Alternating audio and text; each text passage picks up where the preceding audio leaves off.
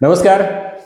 जावळी तालुक्यातील सर्वाधिक संवेदनशील गट म्हणून जो गट ओळखला जातो तो म्हणजे मसवे जिल्हा परिषद गट. यापूर्वी या गटाचं 2 वेळा प्रतिनिधित्व करणारे जिल्हा परिषदेचे माजी उपाध्यक्ष वसंतराव भाऊ मानकुमरे हे या वेळेला देखील भाजपकडून या ठिकाणी रिंगणात असणार आहेत. त्यासोबत राष्ट्रवादी काँग्रेस शरद पवार गटाचे प्रदेशाध्यक्ष असलेले आमदार शशिकांत शिंदे यांचं गाव देखील या गटामध्ये असल्यानं या ठिकाणी हाय व्होल्टेज लढत होईल असा एकूण अंदाज आहे. सुरुवातीला हा गट ओबीसी साठी झाल्यानंतर या ठिकाणी ओबीसीचाच उमेदवार मूळ ओबीसीचा उमेदवार दिला जाईल अशी एक शक्यता सगळीकडून वर्तवली जात असतानाच वसंतराव भाऊ मानकुमरे यांचाच कुणबी दाखल्यावर या ठिकाणी अर्ज दाखल करण्यात आला. त्यानंतर पुन्हा एकदा वसंतराव मानकुमरे यांनी एका समारंभामध्ये मी ओबीसीसाठी थांबण्याची तयारी आहे माझी असं एकदा वक्तव्य केलं. मात्र ते वक्तव्यावर ते ठाम राहिले नाहीत आणि त्यांनी भाजपकडून उमेदवारी या ठिकाणी मिळवली. त्यानंतर या गटामध्ये राष्ट्रवादी काँग्रेसकडून कुठला उमेदवार निश्चित होईल याबाबत मोठे तर्कवितर्क लढवले जात असतानाच अशोक चव्हाण या मूळ ओबीसीचं नाव चर्चेमध्ये होतं. त्यासोबतच शिवसेना शिंदे गटाचे उपजिल्हा प्रमुख संदीप पवार या 2 उमेदवारांची नावं अतिशय चर्चेमध्ये होती. मात्र सरतेशेवटी संदीप पवार यांच्या नावावर शिक्कामोर्तब झालं आणि संदीप पवार आणि वसंतराव भाऊ मानकुमरे अशी या ठिकाणी लढत आपल्याला पाहायला मिळणार आहे. त्यासोबतच धरणग्रस्तांचा प्रतिनिधी म्हणून संतोष शिराळे हे देखील 3रे उमेदवार या गटामध्ये रिंगणात आहेत. नक्की काय परिस्थिती राहील या गटामध्ये या लढतीची? मसवे जिल्हा परिषद गटाचा जर विचार केला तर हा संवेदनशील का ओळखला जातो तर इथं वसंतराव मानकुमरेंचं नेतृत्व आहे. वसंतराव मानकुमरेंचं नेतृत्व इथं आक्रमक आहे. त्याचबरोबर ते सर्वांना सोबत घेऊन जाणारं नेतृत्व म्हणून सुद्धा ओळखलं जातं. त्यामुळे या गटावर पूर्णपणे संवेदनशीलता या गटामध्ये जाणवते.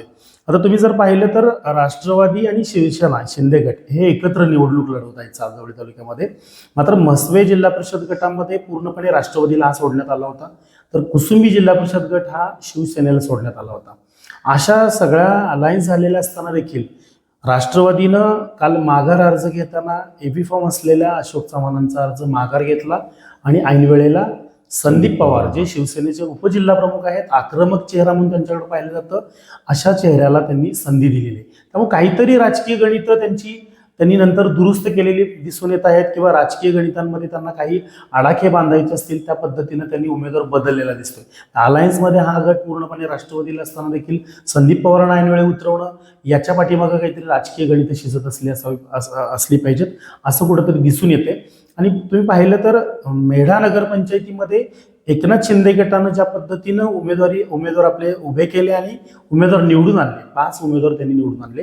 मात्र त्याबरोबरीत राष्ट्रवादीचे प्रदेशाध्यक्ष शशिकांत शिंदे हे या तालुक्यातले असताना देखील फक्त केवळ त्यांना 1 उमेदवार निवडून आणता आला. त्यामुळे थोडंसं कुठंतरी राजकीय आपली गणितं बिघडतात का, आपला गट आपला मजबूत करणं गरजेचं आहे या उद्देशानं प्रदेशाध्यक्ष शशिकांत शिंदेंनी या तालुक्यामध्ये आता राजकीय बांधणी केलेली आहे 3 जिल्हा परिषद गटामध्ये. त्यामध्ये मसवे जिल्हा परिषद गटामध्ये मोठ्या प्रमाणात त्यांची राजकीय बांधणी दिसते आणि म्हणून राजकीय बांधणी बांधत असताना त्यांनी संदीप पवारांना उमेदवारीमध्ये उतरवण्याचा उद्देश काय आहे पुढील काळामध्ये आपल्याला दिसून येईल.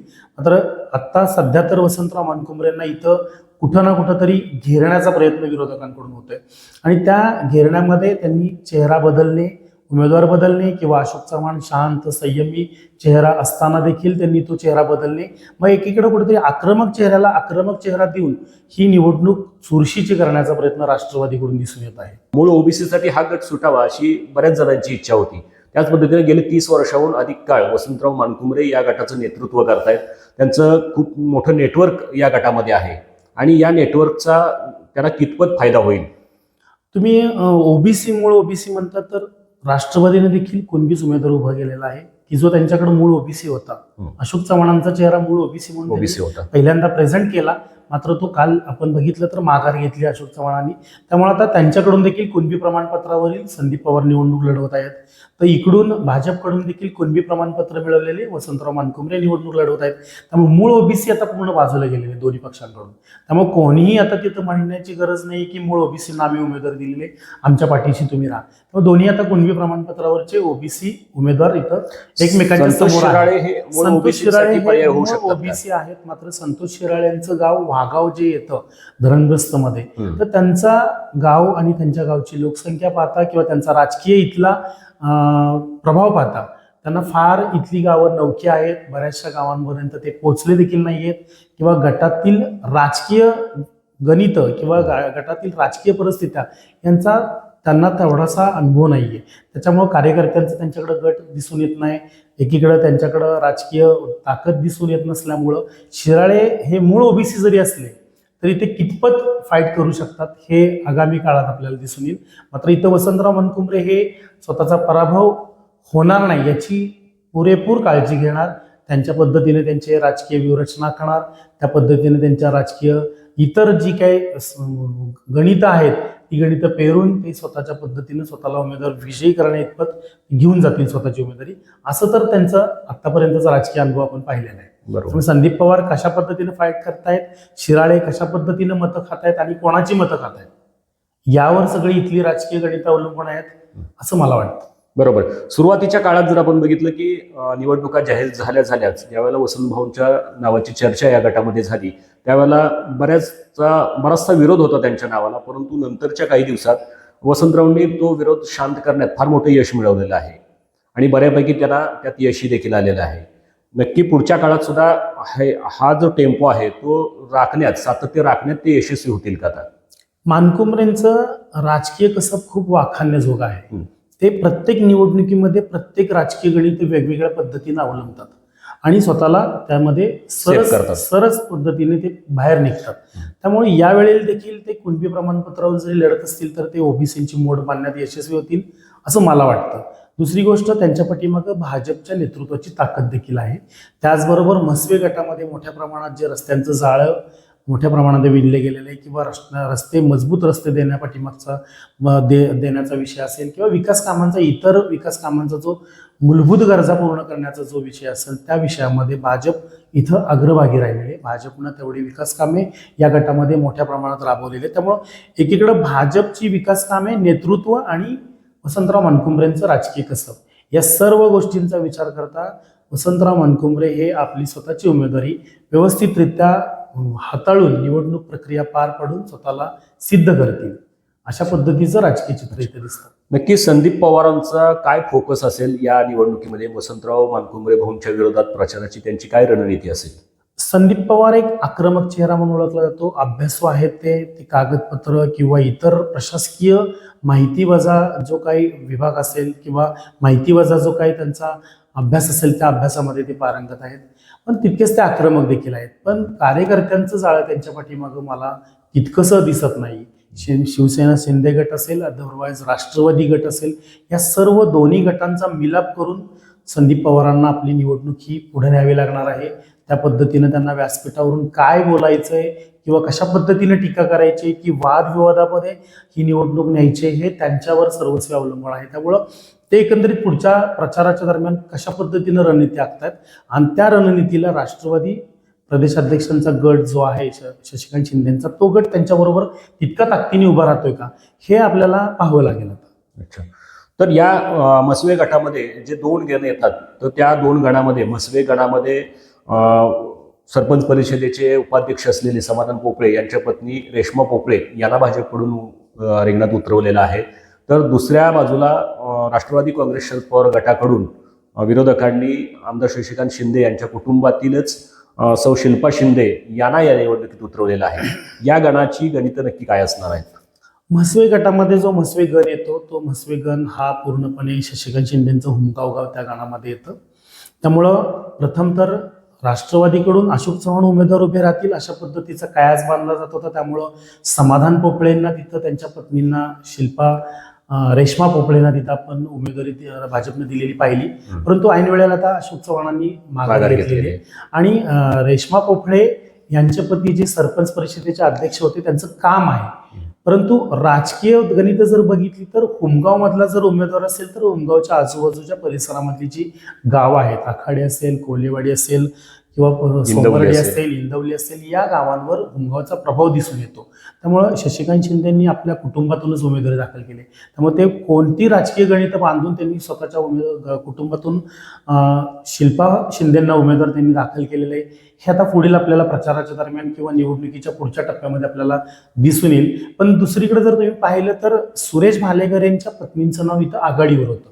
भाजपकडून. दोन्ही बाजूने आघाडीवर होते. मला वाटतं राष्ट्रवादी काँग्रेस जर गटाकडून तसं देखील जरी होतं. असेल तरी पण वसंतराव मानकुमरेंनी दत्ता भालेकरांच्या उद्योजक दत्ता भालेकरांच्या माध्यमातून जे सुरेश भालेकरे आहेत त्यांच्या मिसेस छाया भालेकरे यांना भाजपच्या मुलाखतीत देखील उतरवलं होतं. त्यामुळं राष्ट्रवादी नव्हे तर भाजपकडून त्यांची उमेदवारी 100% मानली जात होती की त्या निश्चित उमेदवार असतील. मात्र ऐन वेळेला ही गणितं फिरली आणि रेश्मा पोपळेंचं नाव तिथं उमेदवारीमध्ये निश्चित करण्यात आलं. त्यामुळे थोडेसे सुरेश भालेकरे देखील नाराज दिसून येत आहेत. त्यांचा देखील प्रभाव त्यांच्या गावावर आहे. ते शशिकांत शिंदेचे पूर्वीचे कट्टर समर्थक म्हणून ओळखले जातात किंवा त्यांनी हुमगाव सोसायटीचं चेअरमन बसवलेले. त्यामुळे त्यांच्या राजकीय किती त्यांच्या मनावर राग आहे त्यांच्या मनामध्ये किंवा ते कशा पद्धतीनं कोणाला मदत करतात हे आपल्याला निवडणुकीच्या प्रचाराच्या दरम्यान किंवा या पुढच्या टप्प्यामध्ये आपल्याला दिसून येईल.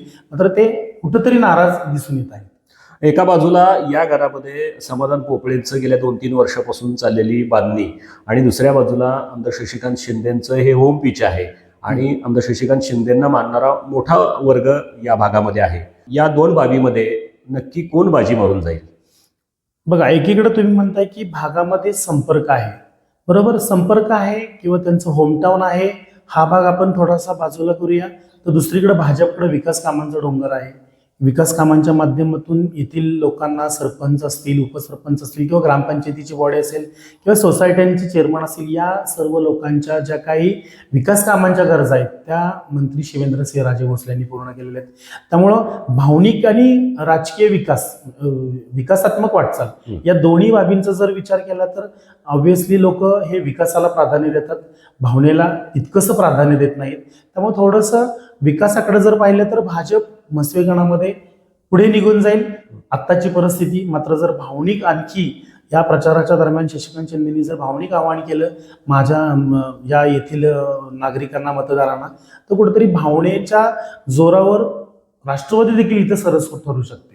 पण हे नंतरच्या टप्प्यात आपल्याला जाणून येईल. आता तर सध्या परिस्थितीमध्ये लोक विकासाच्या मागे जातील आणि वसंतराव मानकुमरे जे जिल्हा परिषद गटाचे उमेदवार आहेत ते विकासाच्या मुद्द्यावरच या लोकांना आपल्या स्वतः पक्षाकडे ओढवतात किंवा मतदारांना आकर्षित करतायत, असं इथलं परत प्रचाराचं सूत्र दिसतं. नक्कीच, म्हणजे मस्वे गणाचं गणित हे भावना की विकास या मुद्द्यांभोवतीच फिरेल आणि ज्या मुद्द्याला प्राधान्य दिलं जाईल तो मुद्दा तिथं जिंकला जाईल.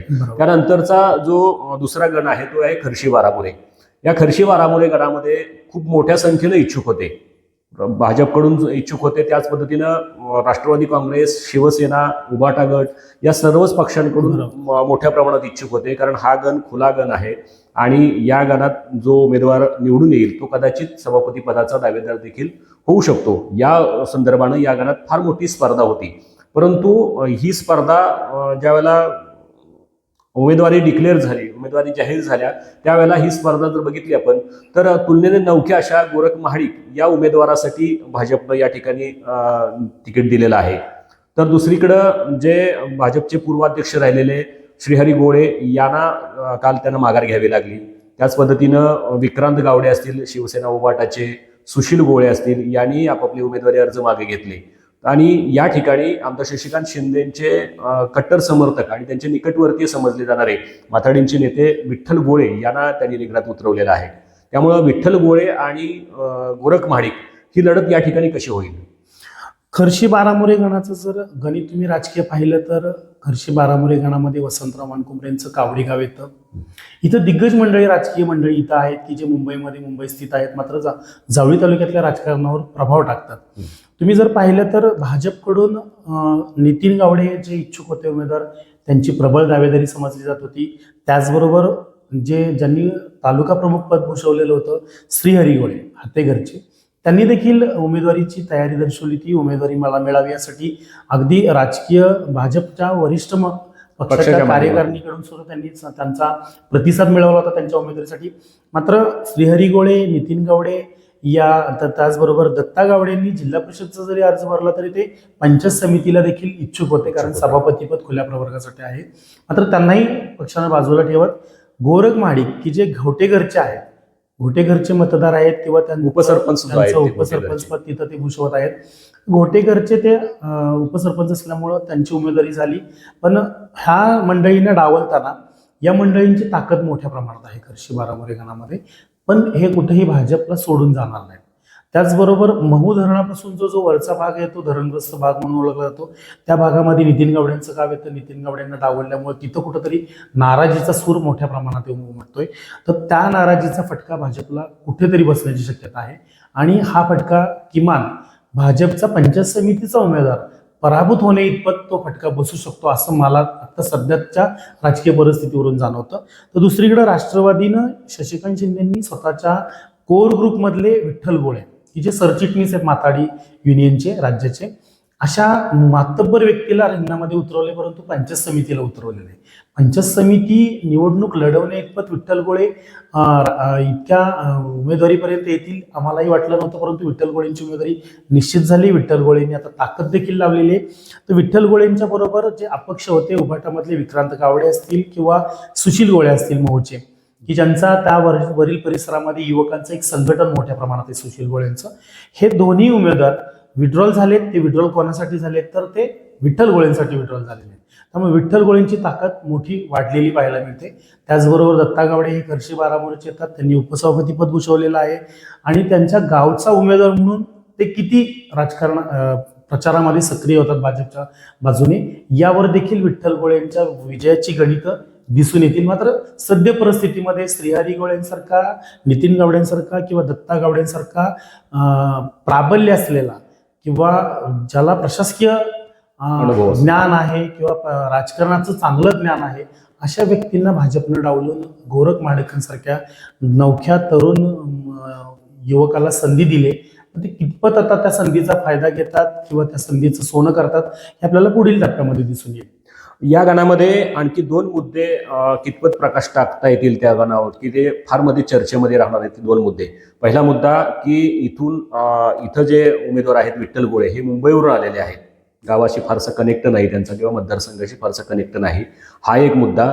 आणि दुसरा मुद्दा असा आहे की आजपर्यंत महू धरणाच्या वरच्या भागात प्रतिनिधित्व दिलं गेलेलं नव्हतं आणि ते प्रतिनिधित्व आत्ता गोरख माडिकच्या रूपात तिथं मिळालेलं आहे. या 2 मुद्द्यांवर काय प्रकाश टाकता येईल? तुम्ही असं म्हणू शकत नाही की विठ्ठल गोळे मुंबईवरून आले आहेत. यापूर्वी दत्ता गावडेंनी पण नेतृत्व केलं, त्यावेळी तेही मुंबईवरून आले. हा, तेच म्हणायचंय मला. त्याचबरोबर तसं समज झालेलं आहे की आता मुंबईवरून येणारे नेतृत्व इथं लादले जातात का? मुंबईवरून नेतृत्व लादलं जात नाही, तर हे मुंबईला कामानिमित्त गेलेले आहेत. राजकीय प्रभाव त्यांचा जावळी तालुक्यातच दिसून येतो. यापूर्वी जर तुम्ही बघितलं तर शशिकांत शिंदेची विधानसभेच्या निवडणुकीची सर्व सूत्रे दत्ता गावडे असतील, विठ्ठल गोळे हेच जास्त प्रमाणामध्ये हालचाली हलवत होते किंवा त्या पद्धतीनं चालवत होते. त्यामुळे त्यांना प्रत्येक गावाची माहिती आहे, त्या गावातल्या कार्यकर्त्यांची माहिती आहे. त्यामुळे असं म्हणू शकत नाही की ते मुंबईवरून आले. ते मुंबईत व्यवसायानिमित्त गेलेले आहेत, पण त्यांचे नाव इथं आजही तालुक्यात त्यांच्या गणातील प्रत्येक गावात जोडलेले, कारण त्यांनी काम केलेले आहे. विधानसभा निवडणुकीमध्ये ते प्रचार यंत्रणा राबवत होते विठ्ठल गोळे. आता जर तुम्ही महू पासून वरली भाग म्हटला की घोटेकरला प्रतिनिधित्व दिले, परंतु घोटेकर हे डोंगर माथ्यावर गाव येतं. त्यांचा आणि खालील गावांचा हा इतकासा जनसंपर्क दिसत नाही.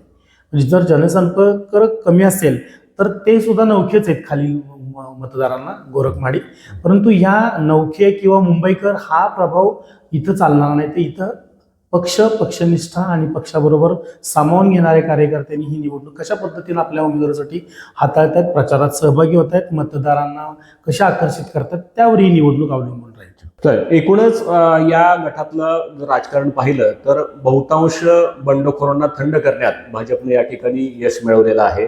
त्यासोबतच छत्रपती शिवेंद्रसिंहराजे भोसले यांचं असलेली विकास कामाची पकड आणि त्यांनी मजबूत केलेली बांधणी, त्यासोबतच आमदार शशिकांत शिंदे हे आता कुठली रणनीती या गटामध्ये वापरणार यावरच पुढील काळात या गटाचं भवितव्य अवलंबून असणार आहे.